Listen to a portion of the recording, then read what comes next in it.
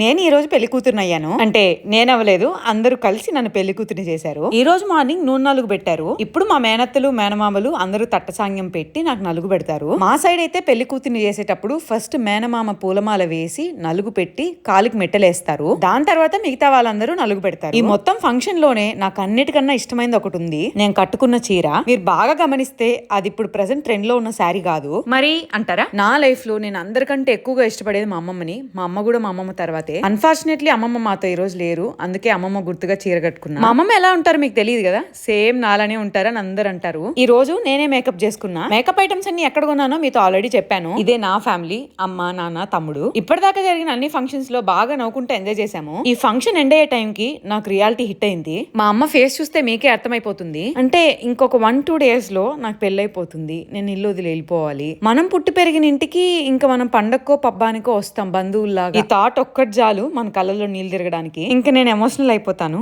Bye.